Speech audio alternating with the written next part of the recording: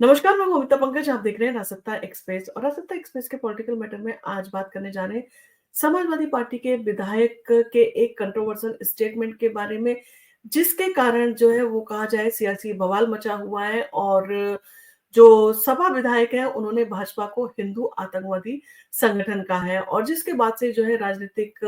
कहा जाए भूचाल मचा हुआ है और इन सारी चीज़ों के ऊपर जो है वो काफ़ी पार्टियाँ जो है वो पलटवार भी कर रही हैं और इन सारी चीज़ों के बारे में इस वीडियो में हम आपको डिटेल से बताने जा रहे हैं। बाराबंकी समाजवादी पार्टी के विधायक सुरेश यादव के एक बयान ने जो है सियासी हलचल जो है मचा दी है। उन्होंने भारतीय जनता पार्टी को हिंदू आतंकवादी संगठन करार दिया और ये बयान उस वक़्त दिया जब वे गन्ना दफ्तर के आयोजित एक विरोध प्रदर्शन में सपा कार्यकर्ताओं को संबोधित जो है वो कर रहे थे और सुरेश यादव ने कहा कि ये भाजपा सरकार कोई सरकार नहीं है बल्कि एक हिंदू आतंकवादी संगठन है जो देश को बर्बाद करना चाहती है और सपा इसे जो है कभी बर्दाश्त नहीं करेगी और उनका ये स्टेटमेंट जो है वो काफ़ी कहा जाए बड़ा भूचाल जो है वो राजनीति में लेके आ गया और भाजपा सरकार पर जो है उन्होंने सीधा जो है हमला बोला है। सुरेश यादव ने भाजपा सरकार को निशाना जो है वो बनाते हुए ये सारी बातें कही और सरकार संविधान और लोकतांत्रिक मूल्यों को कमजोर कर रही है।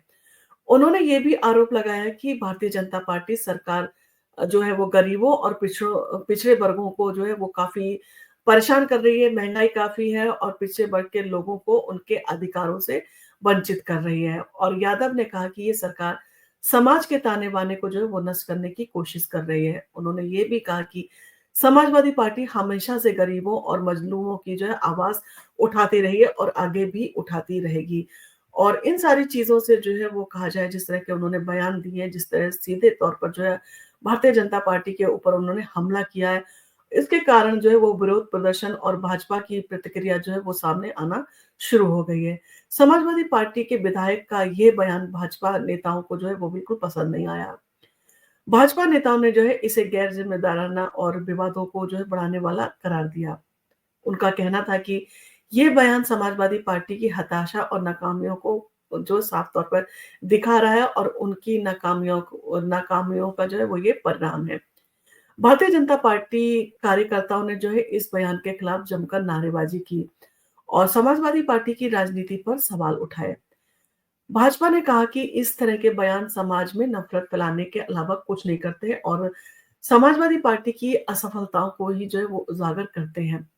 आम लोगों में आक्रोश है और सोशल मीडिया में भी इन सारी चीज़ों की काफ़ी चर्चा है। सुरेश यादव का हिंदू आतंकवादी संगठन वाला बयान सोशल मीडिया पर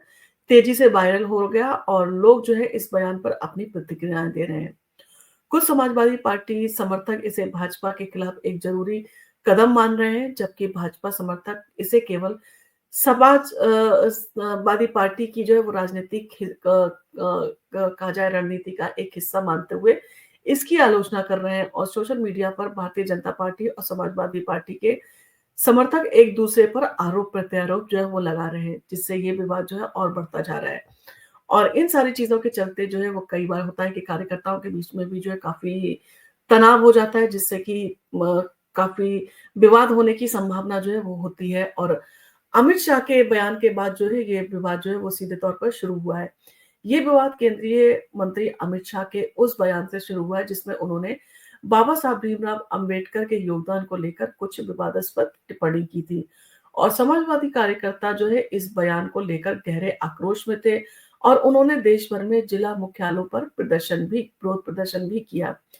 बाराबंकी में गन्ना दफ्तर पर आयोजित विरोध प्रदर्शन के दौरान सुरेश यादव ने भारतीय जनता पार्टी सरकार पर जो है तीखा हमला बोला और इसे हिंदू आतंकवादी संगठन जो है वो करार दिया, जिसकी काफी आलोचना की जा रही है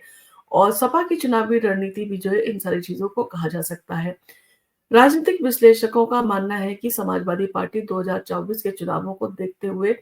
भारतीय जनता पार्टी को घेरने की रणनीति अपना रही है और इस तरह से विवादित बयान पार्टी की चुनावी रणनीति का जो है वो हिस्सा हो सकते हैं और समाजवादी पार्टी जो है अब समाज के विभिन्न वर्गों को एकजुट करने की कोशिश कर रही है ताकि आगामी चुनावों में उसे जो है वो फायदा हो सके। और आपने देखा होगा मायावती का जो दलित वोट बैंक था वो कहीं न कहीं इस बार समाजवादी पार्टी और कांग्रेस के साथ जो है उत्तर प्रदेश में साफ तौर पर जो है नज़र आया। अब ऐसे में इस तरह के बयान जो है वो कहीं न कहीं उस दलित बैंक को जो है वो प्रभावित करने के लिए रणनीति का हिस्सा कहे जा सकते हैं, जिसके तहत जो है वो उत्तर प्रदेश में जो है वो आपने देखा लोकसभा इलेक्शन में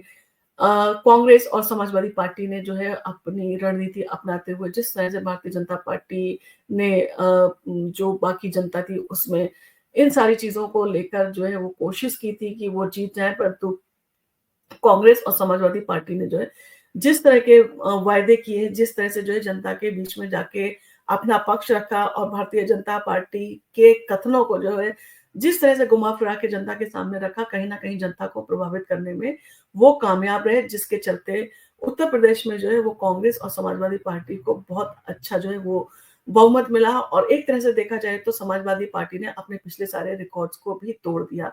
अब ऐसे में इस तरह के जो बयान होते हैं वो कहीं न कहीं रणनीति का हिस्सा होते हैं और पहले से जो है इन सारी चीज़ों को तैयार किया जाता है इलेक्शन से पहले, ताकि इस सारी चीज़ों के ऊपर हंगामा हो सके, इन सारी चीज़ों के ऊपर विवाद हो, जिससे जनता का अटेंशन जो है पार्टी के ऊपर हो। तो आपका इन सारी चीज़ों के बारे में क्या कहना है? आपको अगर हमारा वीडियो पसंद आया तो आप इसको लाइक कीजिए, शेयर कीजिए, सब्सक्राइब कीजिए हमारे चैनल को और हमें कमेंट करना ना भूलें। धन्यवाद।